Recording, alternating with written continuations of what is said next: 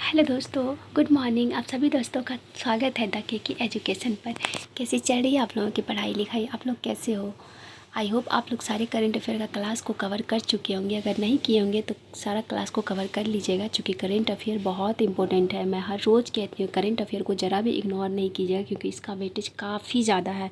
25 से 30 क्वेश्चन बहुत मायने रखता है। ठीक है, तो आइए हम लोग स्टार्ट करते हैं आज का क्लास। एक मिनट। आज का पहला टॉपिक क्या है? आज का पहला टॉपिक है बीमा ट्रिनिटी। ये क्या है बीमा ट्रिनिटी? आइए देखते हैं। 13 से 14 फरवरी 2025 को भारतीय बीमा विनियामक और विकास प्राधिकरण इडाई ने आयोजित 9वें बीमा मंथन के दौरान बीमा ट्रिनिटी, कौन सा बीमा ट्रिनिटी, बीमा सुगम, बीमा विस्तार और बीमा वाहक नामक एक क्रांतिकारी योजना का अनावरण किया है। यह पहले भारत के बीमा उद्योग को बदलने के लिए तैयार है, जिसका लक्ष्य बीमा को अधिक सुलभ, किफ़ायती और कुशल बनाना है। यह योजना एक त्रिआयामी दृष्टिकोण है, जिसे देश भर में बीमा पहुँच और कवरेज में महत्वपूर्ण अंतराल को दूर करने के लिए डिजाइन किया गया है। बीमा विस्तार एक समग्र बीमा उत्पाद है जो कई तरह की ज़रूरतों के लिए कवरेज प्रदान करेगा। जीवन, दुर्घटना, संपत्ति, अस्पताल में भर्ती। ठीक है। बीमा ट्रिनिटी का तीसरा घटक क्या है? बीमा वाहक, जिसे विशेष रूप से ग्रामीण और अर्ध शहरी क्षेत्रों में महिलाओं को सशक्त बनाने के लिए डिजाइन किया गया है।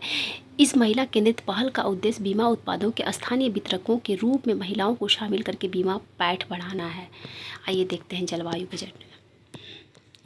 अहमदाबाद नगर निगम जो है वो टिकाऊ और जलवायु बजट शीर्षक वाले बजट में जलवायु अध्याय शामिल करने वाले भारत का पहला स्थानीय निकाय बन गया है। ठीक है, ये क्वेश्चन बहुत इंपॉर्टेंट हो जा रहा है, क्योंकि ऐसा करने वाला ये पहला स्थानीय निकाय बन गया है। ठीक है, जिसने जलवायु कार्रवाई के लिए 5,619.58 करोड़ आवंटित किया है। AMAC की कुल बजट 15,502 करोड़ का एक तिहाई से अधिक है। कितना? 5,619.58 करोड़ जलवायु कार्रवाई के लिए निर्धारित किया गया है। इस व्यय का उपयोग भारत के वर्ष 2070 के शुद्ध शून्य लक्ष्य के अनुरूप शुद्ध शून्य जलवायु लचीला शहर कार्य योजना को लागू करने के लिए किया जाएगा। अगर आपसे पूछ लिया जाए कि भारत का कब तक लक्ष्य है जीरो कार्बन का, तो ये 2070 तक का है। कब है? शुद्ध शून्य लक्ष्य कब तक है? तो 2070 तक का है। ठीक है, ये भी पूछा जा सकता है आपसे कूट के माध्यम से। आइए नेक्स्ट क्वेश्चन क्या है? MSME।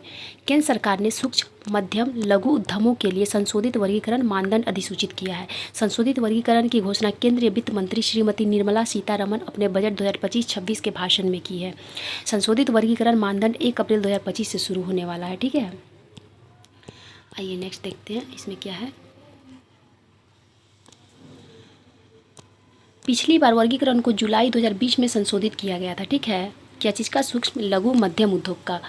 अधिनियम 2006 को 2 अक्टूबर 2006 से लागू हुआ। भारत में MSME क्षेत्र को परिभाषित करता है। वर्तमान में MSME को संयंत्र और मशीनरी में निवेश और उनके वार्षिक कारोबार के आधार पर दोहरे मानदंडों पर परिभाषित किया जाता है, जो 1 अप्रैल 2025 से प्रभावी हुआ है। आइए देख लेते हैं संशोधित इसका रूप क्या है। शायद फिर आवाज़ गुम हो गया था। ओके, फिर से प्रारंभ करते हैं। आइए। 3 अप्रैल 2025 तक केंद्रीय वाणिज्य एवं उद्योग मंत्री पीयूष गोयल ने भारत मंडपम में आयोजित हुए स्टार्टअप महाकुंभ के दूसरे संस्करण का उद्घाटन किया है। इसका कार्यक्रम का उद्देश्य क्या है? इस कार्यक्रम का उद्देश्य भारत की आर्थिक वृद्धि में और योगदान देना है और दुनिया को भारत की उभरती कहानी दिखाना है। नवाचार और सहयोग को बढ़ावा देने पर जोर देने के साथ स्टार्टअप महाकुंभ उद्यमशीलता की सफलता की नींव रखी गई है। इस वर्ष के संस्करण के दौरान आदिवासी उद्यमी भी मंच पर आने के लिए तैयार हैं, जिसमें IIM Calcutta, IIM Kashipur, IIM Bhilai और क्या है, भिलाई में इंक्यूबेटेड किए गए हैं।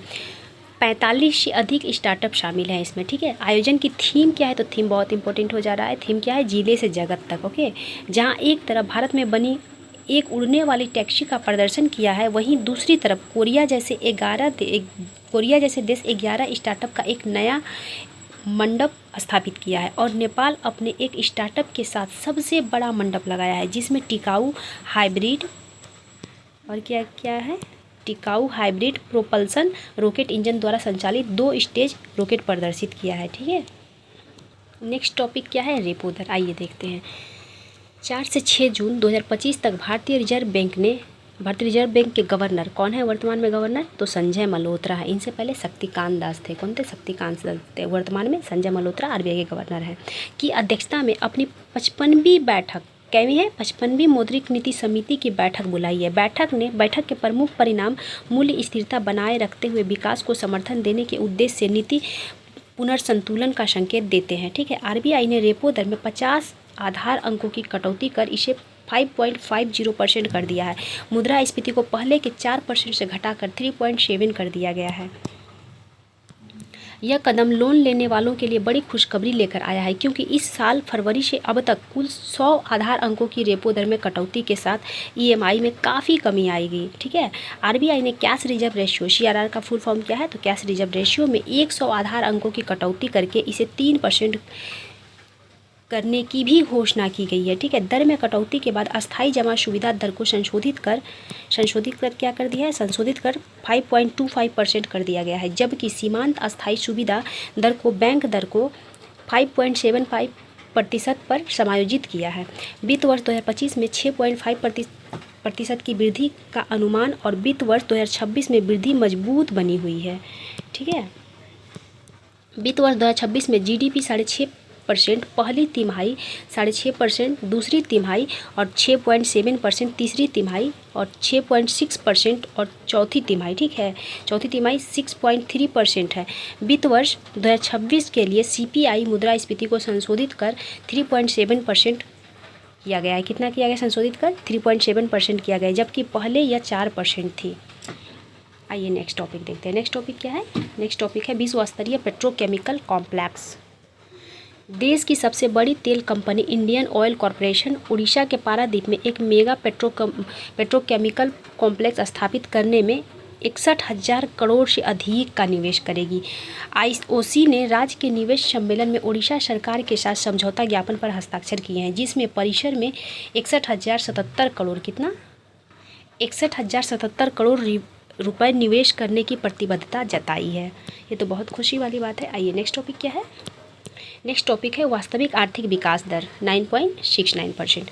केंद्रीय सांख्यिकी और कार्यक्रम कार्यान्वयन मंत्रालय की वेबसाइट पर उपलब्ध नवीनतम आंकड़ों के अनुसार तमिलनाडु की 2024-25 के लिए 9.6% की वास्तविक आर्थिक वृद्धि दर से देश के किसी भी राज्य के लिए सबसे अधिक है।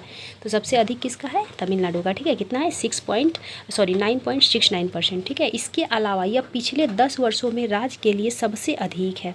स्थिर मूल्यों पर तमिलनाडु के सकल राज्य घरेलू उत्पाद का मूल्य जो वर्ष 2023-24 के लिए कितना है, 23-24 के लिए ये है 15,71,368 करोड़ अनुमानित है। वर्ष 2024-25 के लिए बढ़कर कितना हो गया, 17,23,698 करोड़ हो गया है। ठीक है, ये 23-24 में था और ये 24-25 में है। 24-25 में कितना है, 17,23,698 करोड़ हो गया है। आइए नेक्स्ट देखते हैं।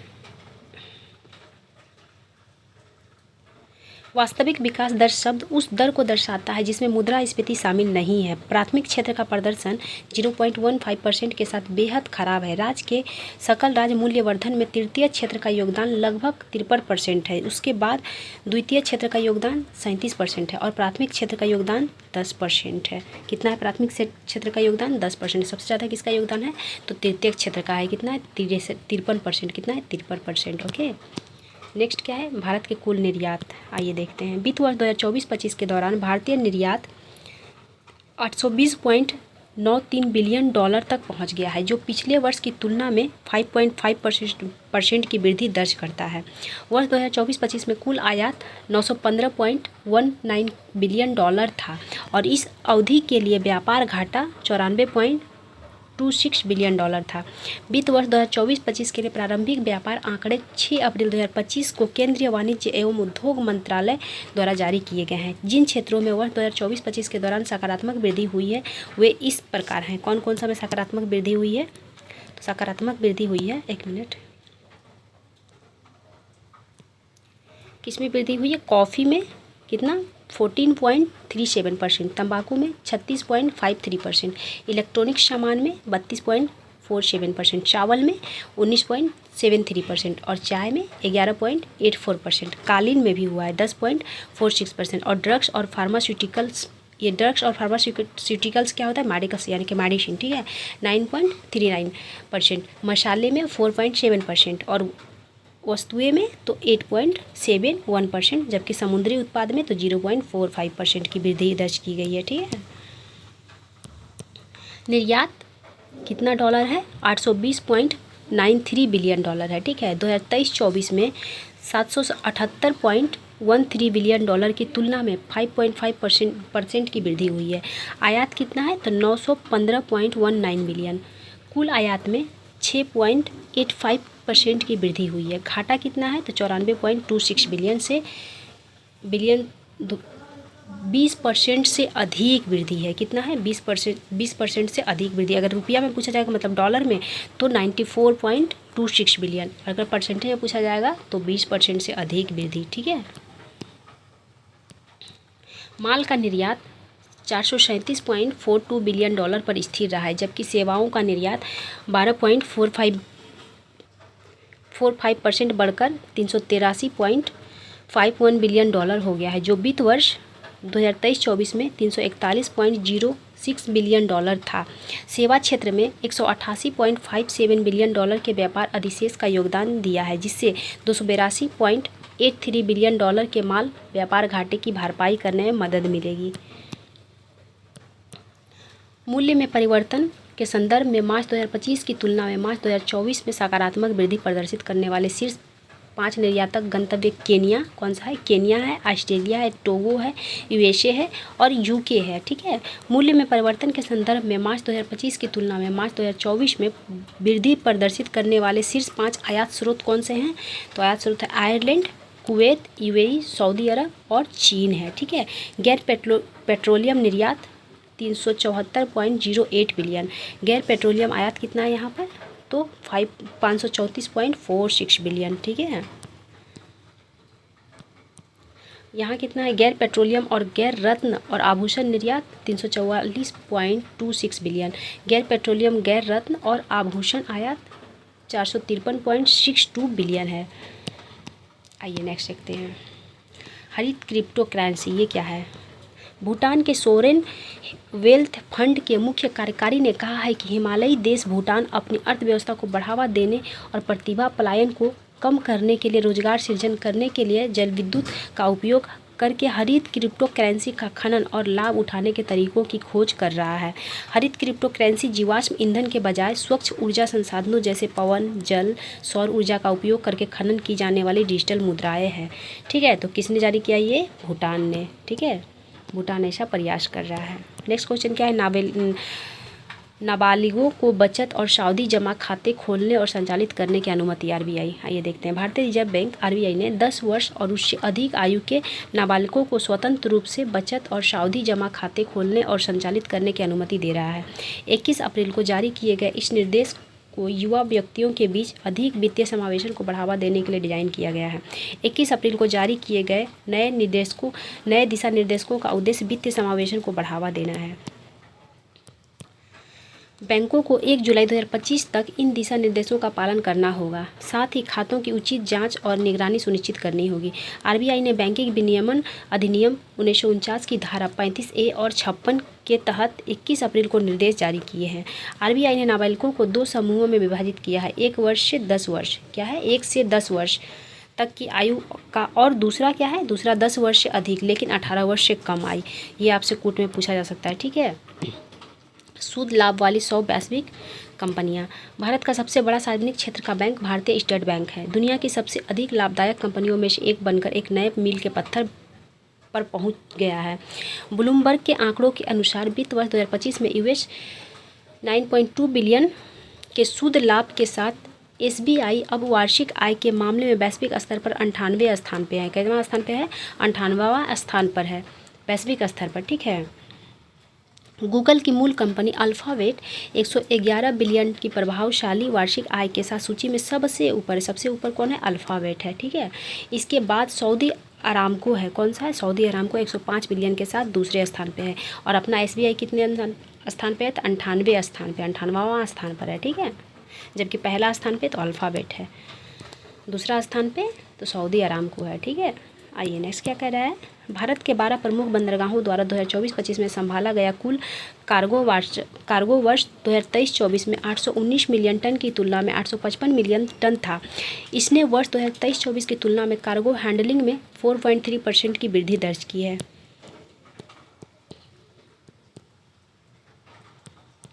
पहली बार पारादीप पोर्ट दीनदयाल पोर्ट ने 150 मिलियन टन से अधिक कार्गो संभाला है। सबसे अधिक वृद्धि दर कंटेनर थ्रूपुट में दर्ज की गई। इसके बाद उर्वरक कार्गो हैंडलिंग में 13% की वृद्धि हुई है। प्रमुख बंदरगाहों पर संभाली जाने वाली वस्तुओं में पेट्रोलियम तेल और स्नेहक, जिसमें कच्चा तेल, पेट्रोलियम उत्पाद और LNG शामिल है, 254.5 मिलियन टन की मात्रा के साथ चार्ट में सबसे ऊपर है। प्रमुख बंदरगाह केंद्रीय बंदरगाह, जहाजरानी और जलमार्ग मंत्रालय के अधीन है। भारत में 12 प्रमुख बंदरगाह प्राधिकरण है। कितने? 12, जो 12 प्रमुख बंदरगाहों का प्रबंधन करते हैं। महाराष्ट्र के वर्धमान में 13वां प्रमुख बंदरगाह का निर्माणाधीन है, मतलब अभी निर्माण हो ही रहा है। निर्माणाधीन इट मीन्स कि उसका निर्माण जारी है। ठीक है, आइए देख लेते हैं कौन कौन सा बंदरगाह है। चेन्नई बंदरगाह तमिलनाडु, बीओ चिदम्बरम बंदरगाह तमिलनाडु, कामराज बंदरगाह कहाँ है? तमिलनाडु, एन्नोर बंदरगाह इसका नाम है। ठीक है, विशाखापट्टनम बंदरगाह आंध्र प्रदेश, पारादीप उड़ीसा, श्यामा प्रसाद मुखर्जी कोलकाता, कोचीन बंदरगाह केरल, न्यू मंगलोर बंदरगाह कर्नाटक, मुरगांव बंदरगाह कहाँ है? तो मुरमुगांव बंदरगाह गोवा, और कौन सा है? दीनदयाल बंदरगाह गुजरात, जवाहरलाल नेहरू पोर्ट ट्रस्ट कहाँ है? और नेहासावा महाराष्ट्र, मुंबई बंदरगाह महाराष्ट्र। ठीक है, मैं स्पीड में बता दी, आप लोग चाहिएगा तो नोट डाउन कर लीजिएगा स्लो करके। गैर बैंकिंग वित्तीय कंपनी का लाइसेंस प्राप्त फ्लिपकार्ट। आइए देखते हैं फ्लिपकार्ट क्या है। वॉलमार्ट के स्वामित्व वाली फ्लिपकार्ट को भारतीय रिजर्व बैंक से गैर बैंकिंग वित्तीय कंपनी के रूप में काम करने की मंजूरी मिल गई है। किसे मिल गई है? गैर बैंकिंग वित्तीय कंपनी के रूप में काम करने का परमिशन तो मिला है फ्लिपकार्ट को। किसे मिला है? फ्लिपकार्ट को। ठीक है, इस लाइसेंस के साथ फ्लिपकार्ट अब पारंपरिक ऋणदाताओं के साथ साझेदारी से आगे बढ़कर अपने ग्राहकों और विक्रेताओं को सीधे ऋण दे सकता है। क्या कर सकता है? सीधे ऋण दे सकता है। यह कदम पहली बार जब किसी भारतीय ई-कॉमर्स दिग्गज को ऐसा लाइसेंस दिया गया है जो ऑनलाइन रिटेल में फिनटेक एकीकरण का मार्ग प्रशस्त करता है। दूसरा क्या कह रहा है? मार्ग प्रशस्त करता है। NBFC वित्तीय संस्थान है जो ऋण और ऋण प्रदान करते हैं, लेकिन पारंपरिक बैंक जमा स्वीकार नहीं करता है। तो वो क्या करता है? केवल ऋण तो दे सकता है लेकिन जमा नहीं कर सकता। बैंक क्या करता है? बैंक देखिए ऋण भी देता है और आपका पैसा जमा भी करता है, लेकिन NBFC जो है वो केवल ऋण दे सकता है, आपके पैसे को जमा नहीं कर सकता है। ठीक है, RBI अधिनियम, मतलब आप पैसा वहाँ नहीं रख सकते हैं। RBI अधिनियम 1934 के तहत RBI द्वारा NBFC को विनियमित किया जाता है। भारत की अग्रणी ई-कॉमर्स कंपनी फ्लिपकार्ट की स्थापना वर्ष 2007 में सचिन बंसल और बिन्नी बंसल ने बेंगलुरु में की थी। कब स्थापना हुई थी फ्लिपकार्ट की? तो फ्लिपकार्ट की स्थापना हुई थी 2007 में। किसने की थी? सचिन बंसल और बिन्नी बंसल ने। कहाँ किया था? बेंगलुरु में किया था। ठीक है, आइए नेक्स्ट देखते हैं। सकल घरेलू उत्पाद और औद्योगिक उत्पादन सूचकांक और उपभोक्ता मूल्य सूचकांक के आधार वर्ष संशोधन की कवायद वर्तमान में चल रही है। GDP के लिए नई श्रृंखला 27 फरवरी 2026 को वित्तीय वर्ष 2022-23 के आधार वर्ष के रूप में जारी करने की योजना वर्तमान में आधार वर्ष 2011-12 है। ठीक है, तो क्या किया जाएगा? इसको हटाकर 2022-23 कर दिया जाएगा। ठीक है, कर भी दिया गया है। नया आधार वर्ष IIP के वर्ष 2022-23 को संशोधित आधार के रूप में अस्थायी रूप से पहचाना गया है। संशोधित आधार पर IIP 2026-27 से जारी किया जाएगा। CPI के लिए वर्ष 2024 का आइटम बास्केट के रूप में संशोधित आधार वर्ष के रूप में पहचाना गया है और आइटम का भार वर्ष 2023-24 होगा। क्या होगा? आइटम का भार वर्ष 2023-24 होगा। आयोजित NSO के घरेलू उपभोक्ता व्यय सर्वेक्षण के आधार पर तय किया जाएगा। नई CPI श्रृंखला वर्ष 2026 की पहली तिमाही से प्रकाशित होने की उम्मीद है। वर्ष 2024 में मोस्पी ने GDP डेटा के लिए आधार वर्ष तय करने के लिए राष्ट्रीय लेखा सांख्यिकी पर 26 सदस्यीय सलाहकार समिति का गठन किया है। विश्वनाथ गोल्डर को इसका अध्यक्ष नियुक्त किया गया है। तो किसे नियुक्त किया गया है? विश्वनाथ गोल्डन को। ये नाम बहुत ही इंपॉर्टेंट हो जा रहा है। ठीक है, विश्वनाथ गोल्डर को इसका अध्यक्ष नियुक्त किया गया। ठीक है, आधार वर्ष एक बेंचमार्क है जिसका उपयोग आर्थिक और सांख्यिकी गणनाओं में तुलना के लिए किया जाता है।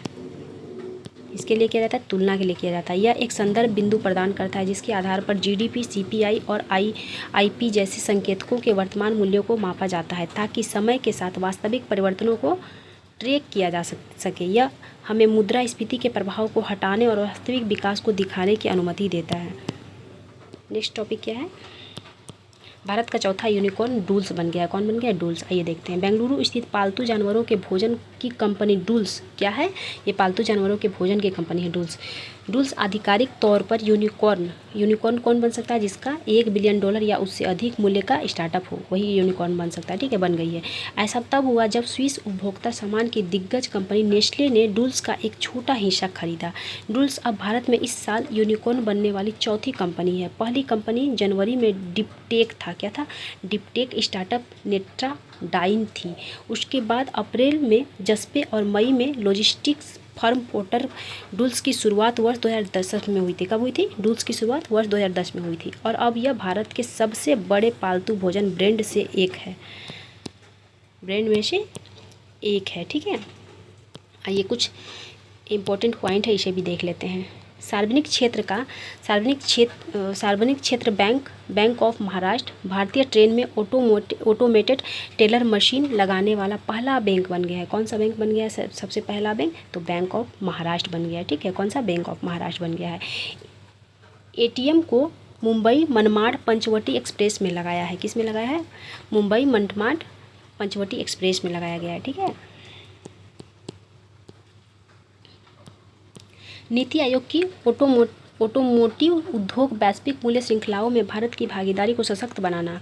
रिपोर्ट के अनुसार भारत चीन, संयुक्त राज्य अमेरिका और जापान के बाद दुनिया का चौथा सबसे बड़ा ऑटोमोबाइल निर्माता है।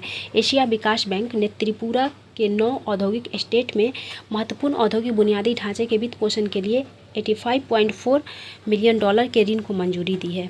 भारत सरकार ने थोक मूल्य सूचकांक की वर्तमान श्रृंखला के आधार वर्ष 2011-12 से वर्ष 2022-23 करने के लिए एक कार्य समूह का गठन करने का निर्णय किया है। कार्य समूह का अध्यक्ष रमेश चंद्र होंगे। कौन होंगे? प्रोफेसर रमेश चंद्र। ठीक है, कौन होंगे? प्रोफेसर रमेश चंद्र होंगे। सदस्य नीति आयोग को बनाया गया है। अन्य 18 सदस्यों को चुना गया है। श्रीलंका का DFCC bank PLSC gift IFSC पर NSE इंटरनेशनल एक्सचेंज पर ग्रीन बॉन्ड सूचीबद्ध करने वाला पहला विदेशी कॉरपोरेट जारीकर्ता बन गया। ठीक है, भारत सरकार के स्वामित्व वाला केनरा बैंक सभी बचत बैंक खातों के लिए औसत मासिक शेष की आवश्यकता को समाप्त करने वाला नवीनतम सार्वजनिक क्षेत्र बैंक बन गया है। 1 जून 2025 से बैंक अपने ग्राहकों से उनके बचत खातों में औसत मासिक नकद रखने पर शुल्क नहीं लगाएगा। ठीक है, मतलब जो एक होता है ना कि मिनिमम पैसा आप रखिए नहीं तो आपका अकाउंट माइनस में जाता है, तो उस चीज़ को हटा दिया है। किसने हटाया है? केनरा बैंक ने हटाया है। किसने हटाया? केनरा बैंक ने। ठीक है, हटाया है। और क्या बोल रहा है? वैश्विक वित्तीय मंच पर एक बड़े बदलाव में जर्मनी ने वर्ष 2024 में जापान को विश्व के सबसे बड़े लेनदार देश के रूप में पछाड़ दिया है, जिससे जापान का 34 साल का राज खत्म हो गया। आइए नेक्स्ट टॉपिक क्या है? विश्व टेस्ट चैंपियनशिप 2025। दक्षिण अफ्रीका ने 27 वर्ष में अपना पहला ICC खिताब जीता है। कितने वर्ष में? 27 वर्ष में पहला अपना ICC खिताब जीता है। लॉर्ड्स क्रिकेटर ग्राउंड लंदन में ऑस्ट्रेलिया को हराकर विश्व टेस्ट चैंपियनशिप का पहला फाइनल जीता है। किसे हराकर? ऑस्ट्रेलिया को। तो उप विजेता कौन है? ऑस्ट्रेलिया। विजेता कौन है? दक्षिण अफ्रीका। ठीक है, एडेन मार्कराम का शतक और कप्तान टेम्बा बावूमा ने चोट के बावजूद अर्धशतक बनाया, जिससे दक्षिण अफ्रीका ने चौथे दिन 282 रनों का चुनौतीपूर्ण लक्ष्य हासिल किया। दक्षिण अफ्रीका प्रमुख टूर्नामेंटों में चौकस माना जाता रहा है, जो वर्ष 1998 से ICC फाइनल में पहुंचने में विफल रहा। एडेन मार्करम को उनकी चौथी पारी में शतक लगाने के लिए प्लेयर ऑफ द मैच से सम्मानित किया गया है, जिससे टीम को खिताब जीतने में मदद मिली। WTC फाइनल 2025 ऑस्ट्रेलिया बनाम दक्षिण अफ्रीका के बीच लॉर्ड्स लंदन में 11 से 15 जून 2025 तक आयोजित हुआ था। अंतर्राष्ट्रीय क्रिकेट परिषद द्वारा आयोजित एक प्रमुख द्विवार्षिक टेस्ट क्रिकेट टूर्नामेंट है।